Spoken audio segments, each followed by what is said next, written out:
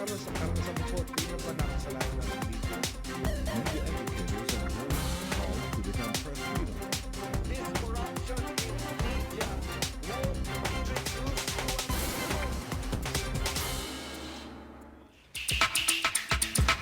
People have a perplexing relationship with science in general. We rely on many pieces of modern technology, such as our smartphones, and praise science for the possibilities it brings to us that were at first thought to be impossible in the past. Yet, when it comes to understanding and accepting the facts presented by science, we become hesitant because of the difficulties it might present. We often think of science as something that is cold and mechanical, which is one of the reasons why we resist it. Thankfully, Maria Isabel Garcia, the curator of the Mind Museum and an awarded science writer, started the museum with a vision of providing an extraordinary educational experience that inspires public understanding of science and therefore changes our views on how we see and accept science. Good evening. You are watching News Cafe on the Solar News Channel. Sitting in for Jing Magsaysay, I'm Mitzi Borromeo. Tonight, we're joined by the curator of the Mind Museum in Taguig. She is also an awarded writer that has a column that appears in Rappler every Friday. She is Maria Isabel Garcia. Good evening, and thank you for being with us tonight. Hi, Mitzi. Good evening. So as a science writer, you always talk about how your work wants to show science as helping us gain new eyes of knowing, of understanding, of exploring new ways of being alive. But you make it sound really nice, but people think that science is alienating, it's cold, sterile. What do you have to say about that? I think it's because of the word science. People are locked in on the word science. Science is just a way of looking at the world, and there is no alternative to looking at the world but by observation, experimentation, and probing it. There's no other way to know the natural world reliably, as has been shown through generations, except through science. So if you want to call it science or natural philosophy, a way of looking at the world empirically, it's the same thing. Right. There is no other recourse. I'm an avid reader of your column, and the way you write, you put together prose and scientific, difficult scientific matters that actually touch us every day. For example, love, how we deal with technology. Every aspect of our lives touches on science. Yet people don't really realize this. I guess, what do you think about the culture in the Philippines in terms of science? How do we fare in terms of science and maths in the world today? Well, first of all, thank you for thinking that I write that way. I try. In terms of our standing in science, in terms of a scientific culture, I think it's no argument that we can say that it's still very low. However, in my own personal experience, trying to discover what is it about our culture that keeps us from really locking into science, I've also discovered a lot of things that were not true. For example, that public school teachers are impermeable in terms of, teaching them real scientific content. I've tried that myself, and it's not true. As long as you really try and make them feel that they matter in delivering correct scientific content in the classrooms. So, in terms of research, we are one of the countries with the lowest PhD per capita in science. And PhD is not just a title. It means how many people actually create knowledge in the sciences. It's creating knowledge about the natural world. And we have the lowest, we are among the lowest in the world, in Southeast Asia particularly. Well, you mentioned the natural world. It's true. I don't think we are really taught about the history of the natural world. I mean, even in the school I went to, I didn't really recall learning about evolution. Could this be because we are generally a devout Catholic country? I mean, religion really supersedes a lot of the discussion here. What would you say? I'm not so sure about if it's only because we try to mix in religion with other things. Science is just a way of knowing the world. So science is science. So you just deal with empirical evidence. You just deal with evidence. That's the same problem we have with the museum. When people ask us, why is this not shown? Simply because it's not science. If you want something else, not science, then you can, put up your own museum or go to another museum. But science is an established way of knowing the world in certain ways that you really have to show. You really have to have evidence. And the whole scientific community would have to generally accept your evidence. Right. You cannot And when just you assert it. talk about understanding, this doesn't mean just a technical understanding. We can understand science in easy ways, no? Which is what your column shows, actually. What do you mean in terms of... It's not necessarily a technical. I think people are so afraid of science because it's Yes. difficult, it's scary. Understanding comes in so many levels, I think. Well, the scientists probe really deeply, so necessarily they have to go into the math of it. The language of nature is really mathematics. So for the scientists, of course, they necessarily have to go through the math. But for us to understand it in principle, we don't really have to know how to make, how does photosynthesis happen molecularly. We don't have to know that. We just have to know that it's the sun that enables the plants to grow, that enables the plants to know their capability in producing their own food. Let's talk about myths and misconceptions, because science tries to do a lot of myth busting, right? And earlier you talked about some of the misconceptions still being proliferated. Recently, because of the Typhoon Yolanda, there was a video going around talking about how microwave pulses actually caused this typhoon. And obviously that's not true. What do you have to say about that? Yeah, I really had a glorious time getting annoyed by that. Well, if people understood what microwave pulses are, because they sound so superheroic. Yes. They're just the things that come out of your microwave. Right. And it's just light. It's just another form of energy. Yeah. Because energy is all waves. And a certain wavelength is called microwave. And time again, people have tried to manipulate the weather. Well, for obvious reasons, like, we want a longer farming season, Right, cloud seeding. things like that. But they have not ever yet demonstrated to a significant extent any manipulation of the weather through microwave pulses. Yes. And what is so laughable is that for people to pit what is demonstrated about typhoons, we know how typhoons happen.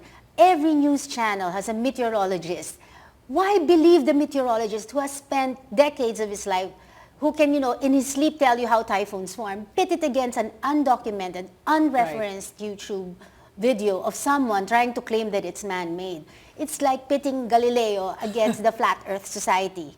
Well, this is the danger of packages like this. The way it was done, it cited referenced studies, and it, for the layman, actually, this is the problem. They don't really filter with all the information that's out there. Exactly. So what is this danger of myths and misconceptions proliferating in society? There is always a way. I think it's just laziness sometimes, because I myself get into that trouble get into the whole labyrinth of research. Yeah.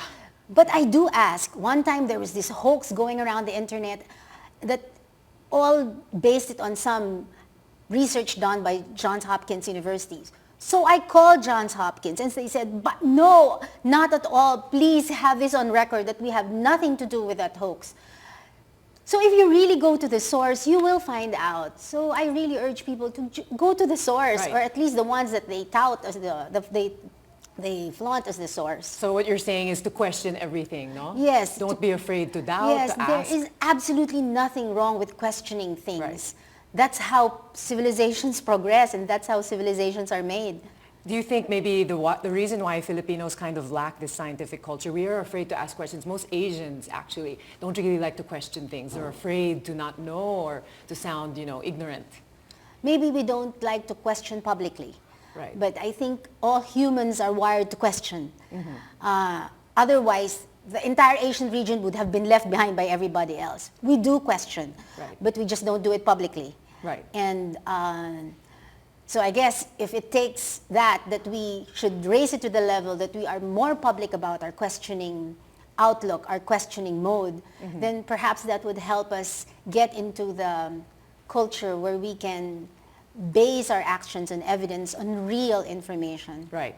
On the other hand, though, understanding. when you have real information, let's talk about, for example, global warming and climate change, which is very much, again, in the arena right now. There has been evidence that it's true, but yet people are questioning whether it's even true if it's happening. Now, this typhoon has brought that issue back to the fore. What do you have to say about that? I think the simplest way of saying it is that if you question something in science, you cannot just simply question it without having to duplicate the study that asserted it in the first place. If you made a study that, and you found out that there's global warming, there's a very good chance that it's man-made, when I question you, I would have to have that much amount of data to oppose, to object to whatever conclusions you arrived at. I cannot just by whim, when I wake up in the morning, just feel like I have to oppose you, and that's science. That is not science. Yeah. And it's not some high ground. It's just how science is made. You have to demonstrate it. You cannot just assert it, because talk is cheap. Yes. I think also with ideas like climate change, people think of them as dangerous ideas in the sense that they can bring in other issues that maybe might conflict with traditional beliefs. Even things like the Darwinian revolution, Copernicus, saying that the earth is not flat, that we don't revolve, around, that the sun doesn't revolve around us. There are lots of dangerous ideas proliferating because of science, like stem cells, genetics. Is this a problem now with Philippine society? Are we not asking enough questions because we're scared to confront these topics? I think the word dangerous should be understood more, because dangerous to whom? Every age has a certain, standard of what is acceptable to them. But imagine if nobody ever questioned that years back, go 100 years back, 200 years, 300 years, 400. If nobody ever questioned the existing standards, where will we be now? But because of that, airplanes fly, computers compute. Things work because we questioned and we pushed it. Yeah. And I think there's a difference between entertaining new ideas and accepting them. It doesn't mean that when you are open to new ideas that you go around acting on them necessarily. So it's just entertaining a new idea. Your brain grows new connections trying to understand it, so that even if you don't accept it, you understand what you're denying, you understand what you're refuting, and that you're only dangerous to your old ignorance. Right. Well, we have a lot of new ideas that we're going to discuss coming up later on. Let's take a short break. News Cafe will return after these messages.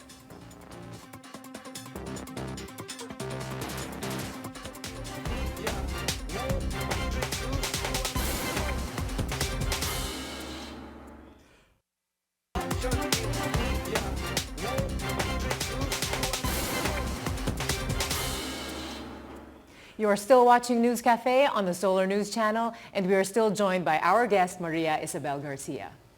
All right, so let's talk a little bit about the Mind Museum. It's been around for about 2 years now, but you've been working on it for quite a while. Now, it's been a challenge to come up with a museum of such wide breadth. How did you come up with a museum such as this? How do you decide what exhibits to put into a museum that has to explain the universe to the Filipinos? The challenge mostly was we were going to do a museum here in the Philippines, and it's a science museum of its scale, the first of its scale for the first time. Right. So I was very conscious of the culture on what kind of story would the Filipino public latch onto in terms of looking at the natural world. And that's how I came up with scale, that nobody can escape. That from the littlest of things, that you are made up of atoms, to the biggest of things that holds everything we hold dear, which is the universe, and everything in between. So that was the framework of the story of the museum. Right. So it's a story of the smallest of things to the biggest of things, how we know, and what we do with what we know. What we do with what we know. And you have really interesting exhibits, and there's even a lot of talk also about weather. You have this big globe, no? Yes. That explains weather phenomena. La Niña, El Niño for Filipinos. I mean, living in an archipelago, we should know these things. Yes. We deliberately really got an exhibit. All the exhibits in the museum are 95% Filipino made, but the 5%, some of them we really don't have. I mean, we won't have for quite a while. So we got this Omni Globe, and among other things, it can show real-time, not exactly real-time weather, but in the last 3 hours or so that when we saw Haiyan coming or Yolanda, we really took a picture of it and then posted it on our museum page so that everybody could see. And it's real, and it's science, yes. You saw it in the making. Yes, and it's fed by Weather Service in the U.S. Yes. No, what's interesting also about your museum, and you have received many citations for this locally and abroad, is how you have brought together the arts and sciences on such a massive project. Yes. What did you do specifically to try, were you trying to soften science for Filipinos by doing Not that? really. Well, personally, I don't use the word soften when it comes to this sciences because it might be mistaken as we're dumbing it down. Science is the science. There's no way to explain Newton, but the way Newton thought of it. So what I see is how you present it in terms of because these are physical exhibits. So you have leeway in terms of texture, in terms of color, in terms of shapes, in terms of the whole aesthetic look of it. And for that, we, of course, look to our local artists and designers. So it was the arts rescuing the sciences from becoming so, Cold and cold distant. and very, people see science as very mechanical. It's not. It's actually very beautiful. And I think the artists, when they talk to the scientists, were so amazed at how beautiful science could be and just seized the chance to really express it, to extend the audience of science through the arts. Right. And of course, with all the, this kind of work is not really something a lot of people know. Yourself as a science writer, you're the only science writer, I think, in the Philippines and probably in a lot of Asia. This also trickles down into our government, for example. Let's talk about the situation of Typhoon Yolanda. We didn't, I think, have a lot of science in terms of preparing for it. Do you think that a lot of the negative effects could have been avoided if we injected more science into government planning and preparedness? I don't want to go into the politics of that because I don't know enough in terms of the logistics of being preparedness. But in terms of the sciences and how the academic community has been trying to link up with NGOs who are very well into humanitarian efforts in terms of disasters. They have been really trying very hard to identify these key issues. Yes. And for the Philippines, they have identified that it would seem that the NGOs and the academic community, particularly the scientific community, don't really understand each other much. They don't see this because the NGOs think of their time scale is very different from the time scale of weather and studies in the sciences. So they have to understand that science is generated a certain way. Data in science is generated a certain way. If you're looking for one big final 100% absolute answer, it's not science. Right. Call on other things for that. Yes. Because science is not a product, it is a process. And what they will tell you is that this is what we know so far. This is the best information available that we have. But where else can you really find the best information available? So it's so important that we look to the sciences for that. In your recent column on the science of resiliency, you called on governments, the media, the public basically, to retrain themselves on communicating these ideas. I think there's a problem with media especially. We want sound bites. We want you to say something quick and make it sound good. So how is that dangerous to society? If you look at the books on science writing and writing science columns, they always distinguish themselves from the other journalists because there is no such thing as a balanced opinion in science. There is just science. And if you can't, like, again, I'll go back to the very, I think very plain argument. It's like if you have Galileo in News Cafe, you can't have the representative of the Flat Earth Society.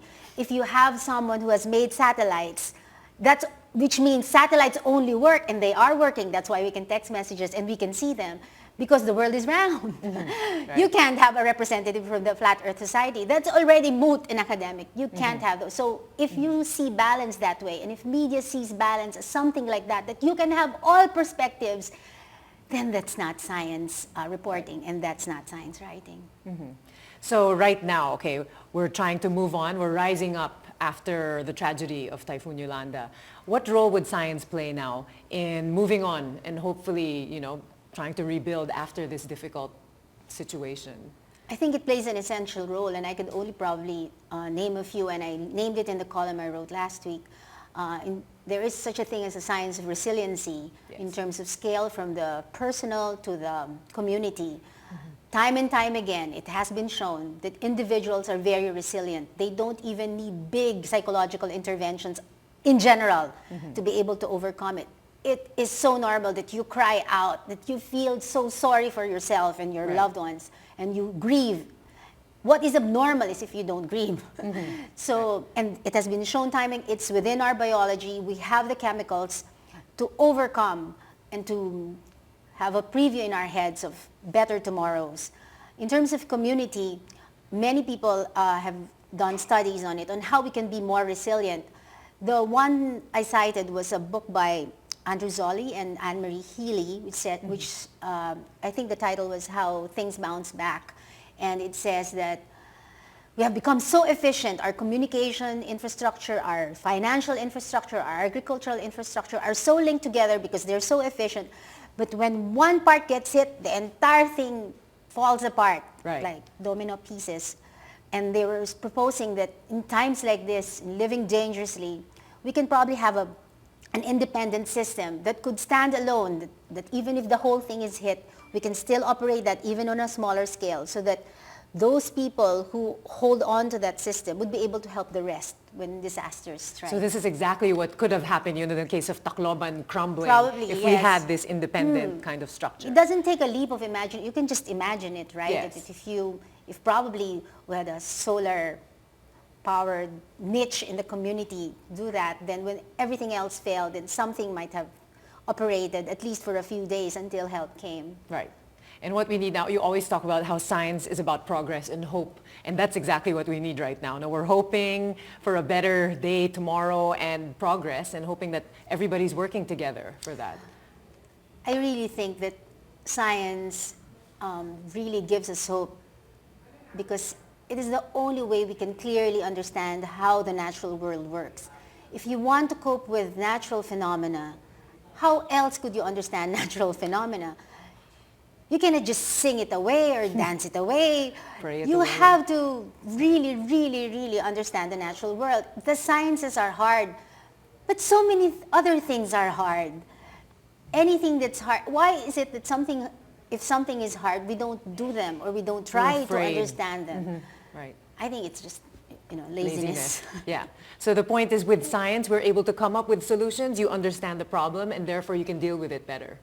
That's what you're saying. Of course, you can deal with it. But I think we underestimate the power of understanding it, when it's the only thing we've ever had, that has shown that it could move generations and civilizations forward. And we always underestimate what understanding can do to us personally and as a community. Emotions, no matter how passionate they are in the middle brain. The thing that differentiates us humans is that we have a higher brain. We can correct our emotions. We can control them.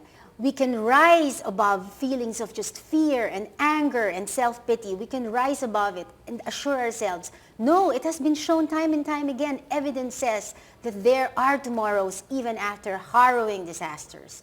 Beautiful. And that's the higher brain. Wonderful. And that's the thing that does science. So basically we're saying science also helps us make sense of our lives, helps us find meaning. And yes, and meaning is, is only, as Carl Sagan said, is only how you impact others. And if you can help others by understanding the natural world and acting accordingly with the best information, with compassion, with your natural compassion and empathy, then I think, it's a better world. And then you don't really hate science.